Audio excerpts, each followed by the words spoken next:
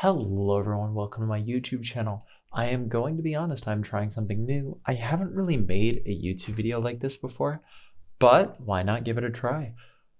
So I am making a FNAF theory video because this has been something I've been thinking about for a while.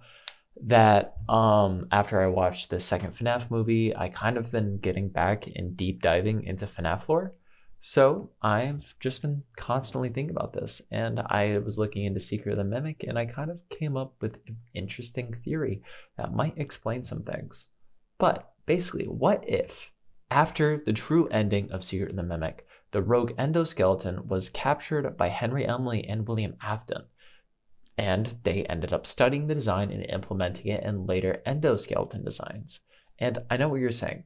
I'm not saying that that the animatronics are like trying to kill the Night Guard or Michael Afton or whoever the heck to like are basically just AIs or like endoskeletons. That's not what I'm saying. I will go into that later, and this gets into Act 1. The reason why I say this is when we look at the original animatronics at Fredbear's Pizzeria, they do look kind of rudimentary. They're kind of just sitting there performing. They're originally used for like spring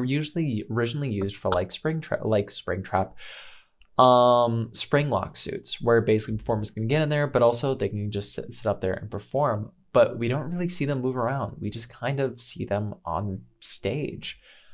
So this caused Henry Emily and William Afton to want to create more advanced equipment or more advanced technology for their robots.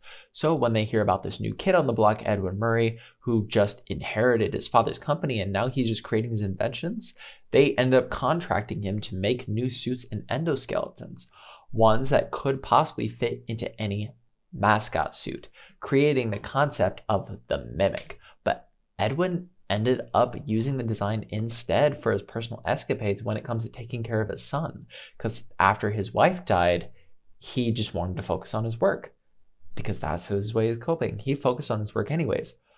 So he just kind of just created this endoskeleton Mimic M1 to basically take care of his son, leading into Act 2.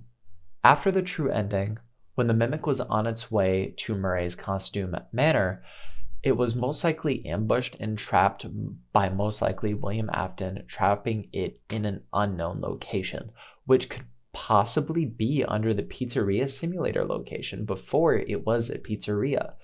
And William and William and Henry, they end up studying the Mimic and the schematics, drawing up new designs for future animatronics to come, possibly causing Henry to replicate the M1 AI. And just to remind you, there's M1 and M2. M1 is the one that replicated the mother. M2 is the one that we see that chases us, that tries to kill us.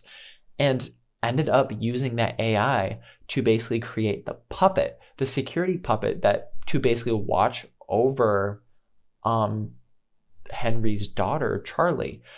But when Charlie was murdered, she ended up possessing the puppet, as we know.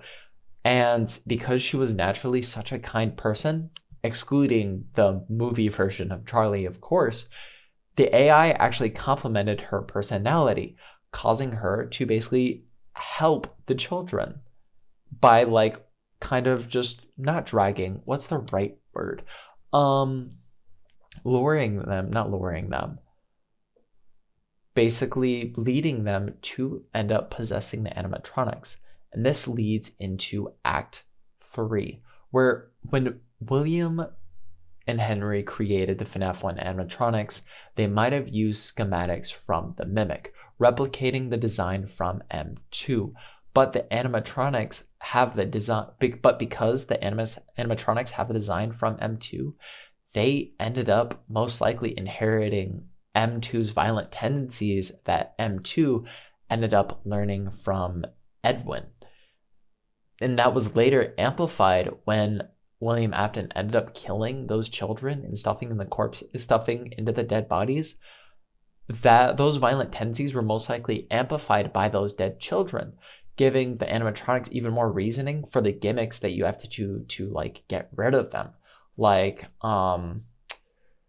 what's a good example? I suppose in FNAF 2, when you had to put on the mask, when you had the flash Foxy in the face with the flashlight, like all those like different gimmicks that we had to do, you could see similar things that happens in Secret of the Mimic when, like, in the ending where I think it was like what was it, nursery rhyme or something like that, where it basically just put like the Mimic to sleep. There was gimmicks like that basically kept the Mimic in check. And I think because of that design of M2, it most likely caused those gimmicks to basically occur and most likely happen with like the animatronics from FNAF 1 past that point. And there is also the possibility that the Mimic is still trapped in its prison. And I have a theory that he or it is most likely calling out to its mother, M1, maybe trying to find her someday, giving him even more reason to one day escape. Later, given the ability to call out to the outside world when it ended up like when whoever the heck is the CEO of Fazbear Entertainment by the time of like Security Breach, or before that, when the Mimic's circuits was most likely scanned with the Springtrap one, and that caused it to learn from Henry Afton and basically take the Glitch Trap virus as its own. And because of the Glitch Trap virus, it basically caused it to basically call out to like the world and like take control of the Pizzaplex, which might be why the person like ended up, which might be why like whoever is CEO of Fazbear Entertainment created the MXES security program to end up keeping it hidden. And now we're to the epilogue, where this is kind of like a stretch. This theory might cause some like retconning to come into place and like stuff like that. So what if the Mimic wasn't trapped under like the FNAF Simulator Pizzeria at first? What if it was trapped under the FNAF 2 location? Hear me out.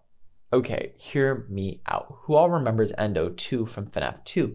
That Easter egg that was like 1 in 100 chance of appearing, that like you could see in like FNAF 2, that just endoskeleton just peering at you through the events or through like the prize section, or the like frat prize section where you'd find the puppet. What if that was retconned to be the Mimic? What if that was the Mimic, causing FNAF 2 location to be the original place where the Mimic was hidden under, and then it eventually have gotten out when the place was closed down or maybe burned down, depending on the theory that you believe. And when Henry, why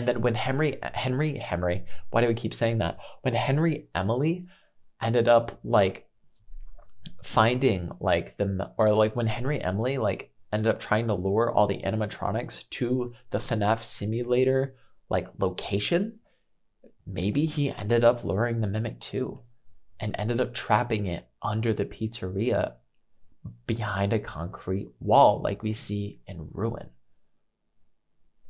Both are entirely plausible, and we don't really know. So, but at the end of the day, this is still just a theory. This is something that I've been thinking about for a while, and I've thought about making a YouTube video about it for a while. But yeah, thank you all for watching, and thank you for listening to me stumble through this. But now, through all this, I have one question to ask all of you. Where is M1?